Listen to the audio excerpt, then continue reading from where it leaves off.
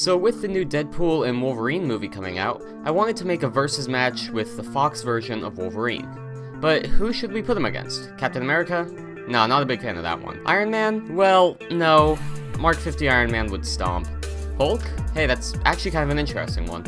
But then I remembered one of my all-time favorite Wolverine comics, Wolverine vs. Spider-Man. And I thought to myself, we might actually get to see this someday in live action. But if we got to see this match in the MCU, how would it play out? Who would win? Well, let's find out.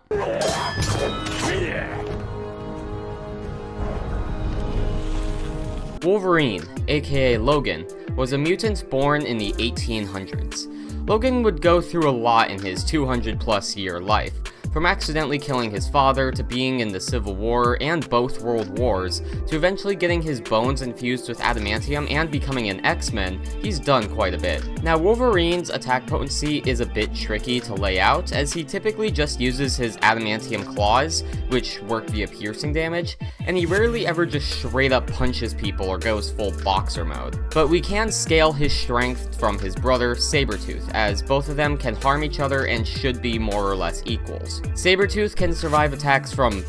Wait, is that supposed to be Deadpool? Well, whatever, he takes laser beams attacks from this guy, who has calculations that put his laser eyes at 90 kilograms of TNT, or small building level. Though you could argue that Wolverine's a bit higher. There is an argument to be made for Wolverine being large building level, as he is likely comparable to some of the X-Men students such as Iceman, who could generate a large amount of ice, which has been calculated to require around 2.14 tons of TNT, which narrowly gets him into large building level.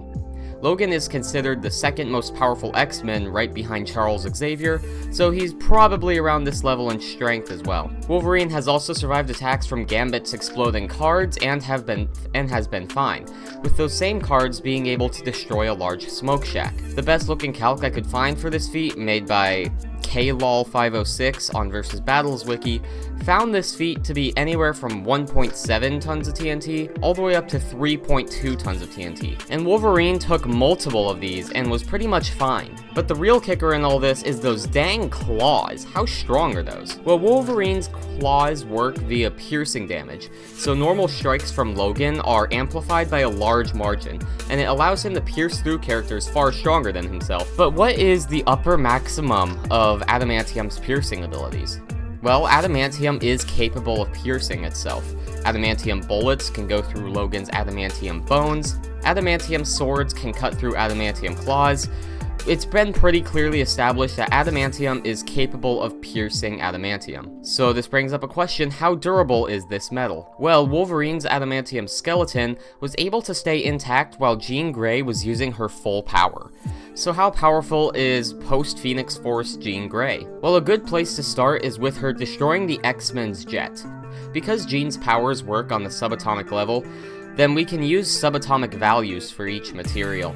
Most planes are about 80% aluminum, 15% steel, and 5% titanium. Jets like the X-Jet typically have a weight of about 30.6 tons, so doing some basic math and finding out how much of each material is on the plane, we find that in order to destroy this jet on the subatomic level, Jean Grey would have to be producing 61.9 megatons of TNT in order to pull it off, which is city level plus. That's not half bad. That's more powerful than the most powerful nuke ever made, the SAR bomb. But Jean Grey's power can go far higher than this. It's stated multiple times throughout the third movie's novelization that Jean Grey was slowly destroying the planet, and that if she really wanted to, she was capable of destroying Earth on the subatomic level.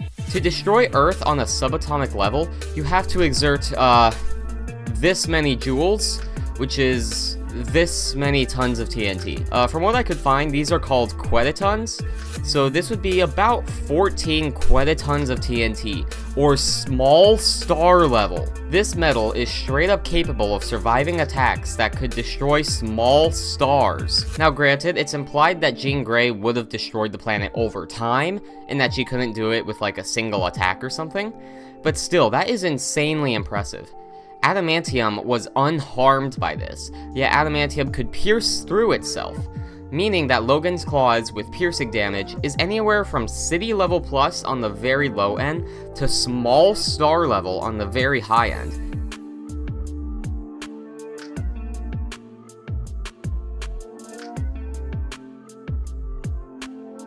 Now, this doesn't mean that Wolverine can punch or swing his arms with enough energy to destroy a small star.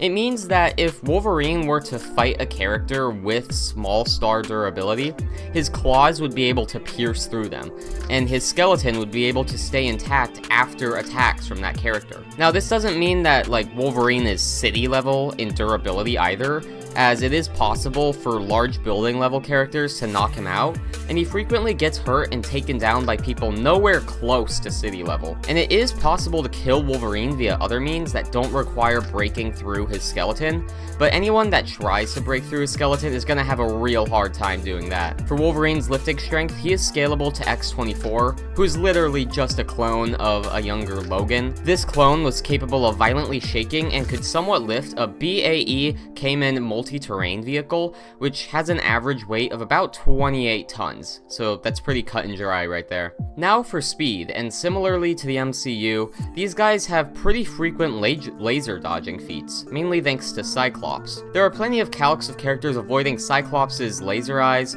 with many of these falling into the sub-relativistic to relativistic ranges, with the most impressive one I could find being performed by Logan's brother, Sabretooth, which was calculated to be about 53% the speed of light, or relativistic plus reaction and combat speeds.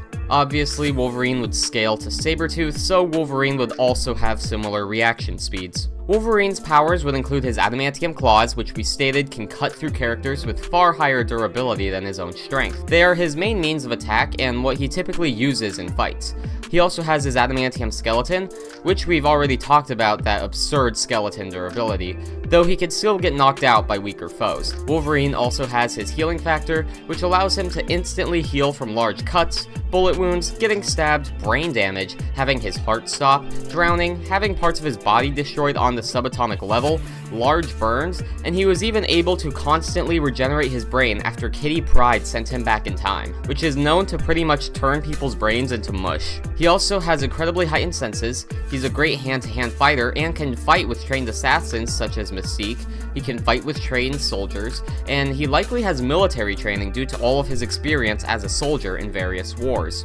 He has fought with Yakuza members, and even used his claws well enough to fight with a trained samurai and trained ninja. He has some very impressive acrobatic feats, and has a lot of experience in fighting both mutants and non-mutants alike. So pretty much, Wolverine isn't just all muscle, he's got some great skill too. For weaknesses, if Wolverine experiences brain death for an extended amount of time, he won't be able to regenerate from that.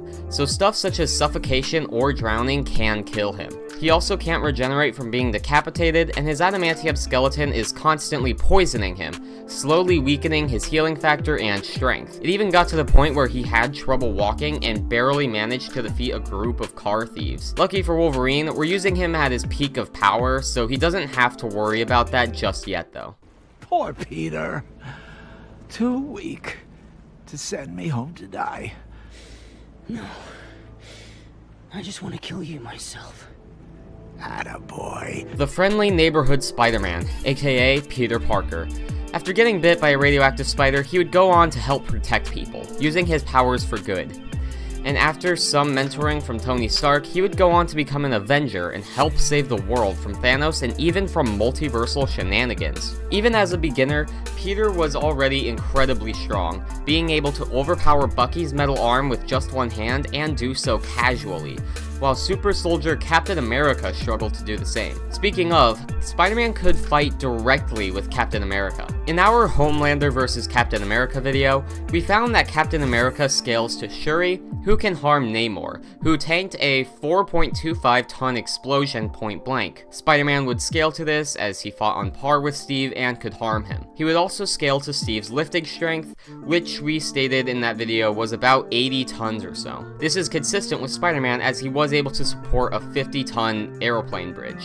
Now, many people would stop there and say that Peter is just super soldier level and not much more impressive than that. But Peter's not. Spider-Man has been stated and shown to have gotten a lot stronger since that fight. In Homecoming, Peter discovered his true full power after getting trapped under the rubble of a collapsed building. At first, Peter believed that he could not get out of the rubble, but eventually he found the strength to do so. It's also confirmed in a guidebook that he gains new, previously unknown strength during this event, so he's clearly gets far stronger after lifting off that rubble. Post-awakening Peter could also easily tank the mirror dimension collapsing in on itself, which created an explosion 125 meters in diameter, which resulted in 5.7 tons of TNT, or large building level, and he walked off this explosion with no problem, once again proving that he's a decent amount higher than the super soldiers in his verse. But the MCU's Spider-Man's most impressive feats don't come from his own showings, but his scaling to the other live-action Spider-Man. Tom's Spider-Man has been shown to be somewhat relative to the other two live-action Spider-Man,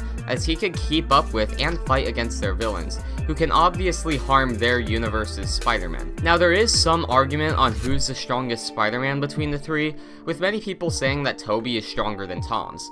And while that's a discussion for another day, the important part is that both of them are still relative to each other.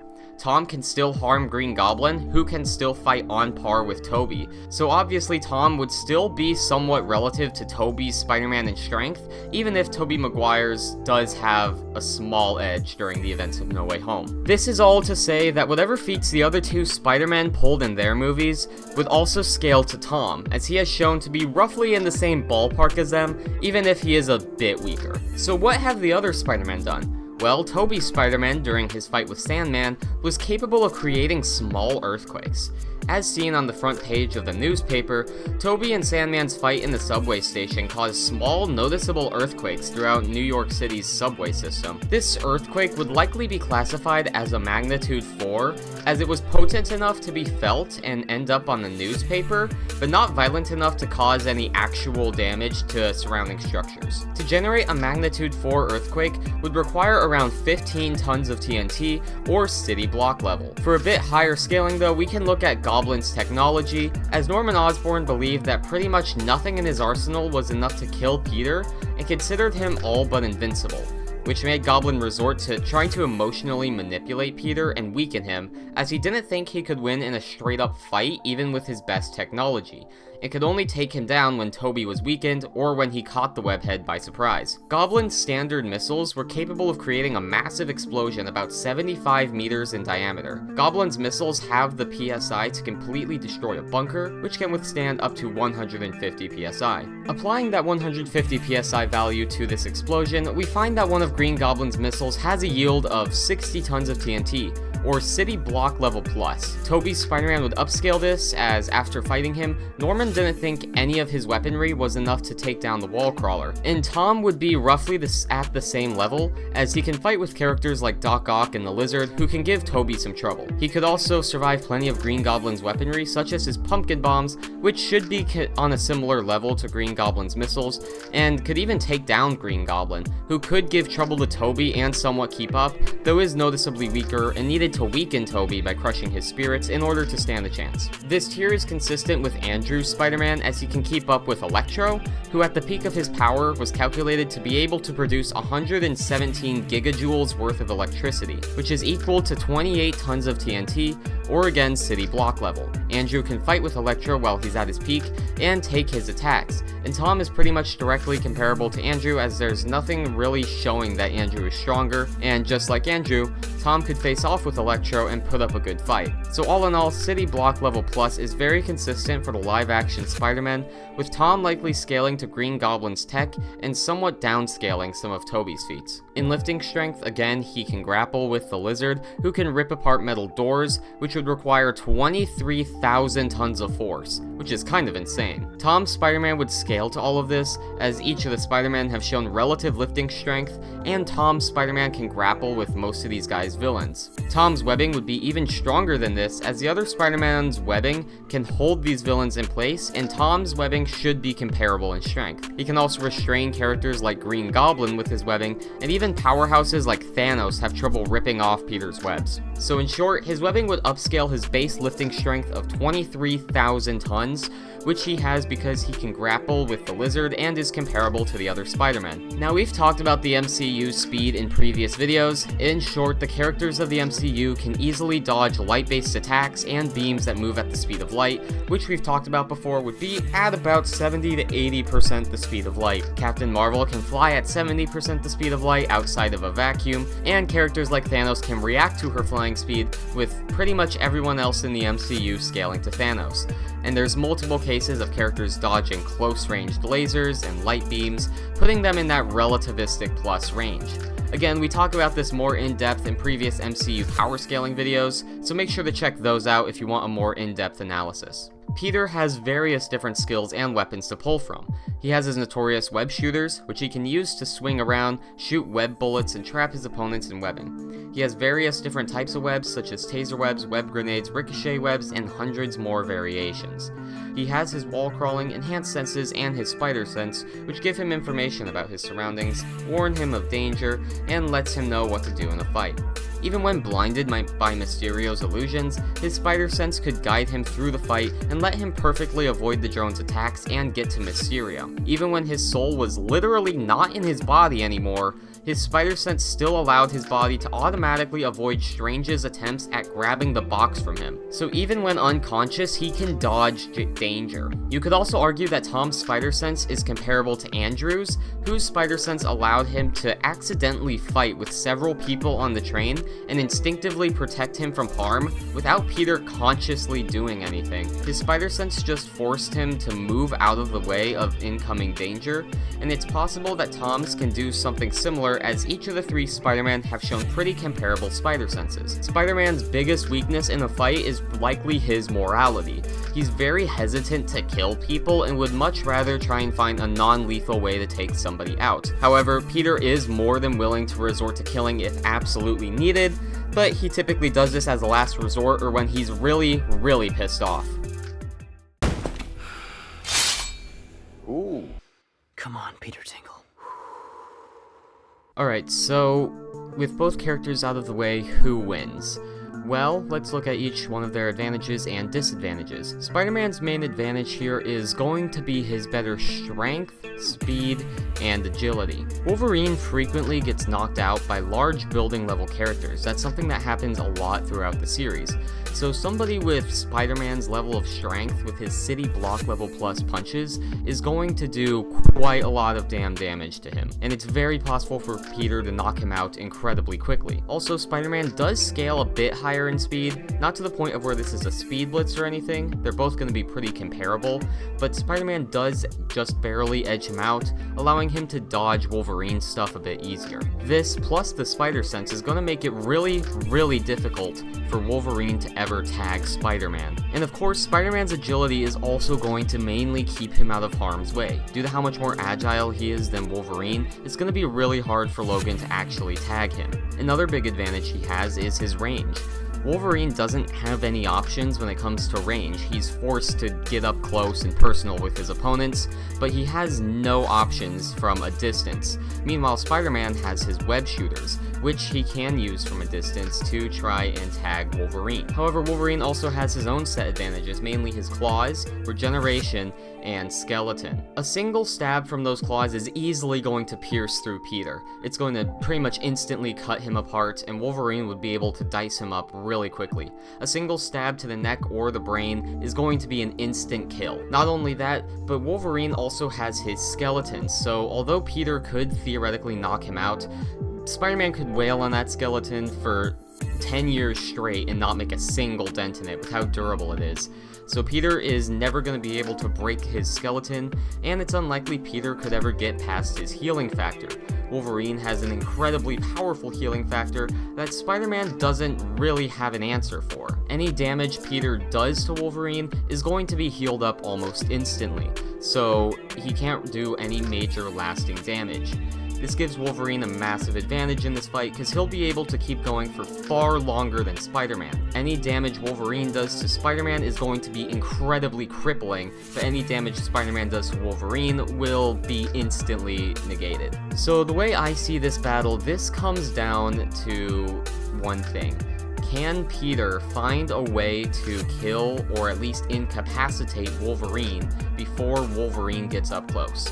Once Wolverine gets up close with his claws, regeneration, and debatably equal, if not better, skill, he'll be able to cut apart Peter really quickly. However, Spider-Man, due to his superior range, speed, and acrobatics, would be capable of avoiding this for a long time and just kind of keep Logan at a distance as he tries to figure out a way to take him down. But what's going to happen first? Peter finding a way to take Wolverine down, or Wolverine managing to get up close and stab Peter? Well, I think in a majority of situations that the former would happen first, and that Spider-Man would find a way to take down Wolverine. Now, how would Spider-Man manage to find a way to take him out?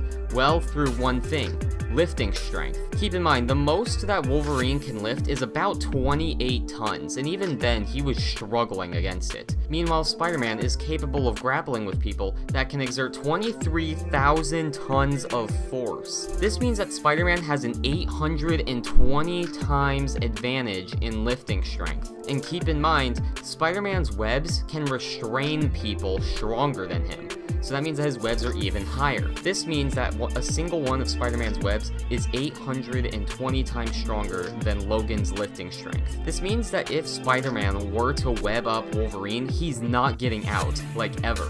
Even if he was 820 times stronger, he would have difficulty breaking out of the webs. And I think that's kind of Spider-Man's key to success here, just cocooning Wolverine in webbing. Now, you might think to yourself, but couldn't Wolverine's claws cut through the webbing? And yes, Wolverine's claws definitely could. But the thing is, Wolverine would have to be able to move his arms in order to cut the webbing. If his arms are to his side, he's not going to be able to move his arms enough to actually cut the webbing.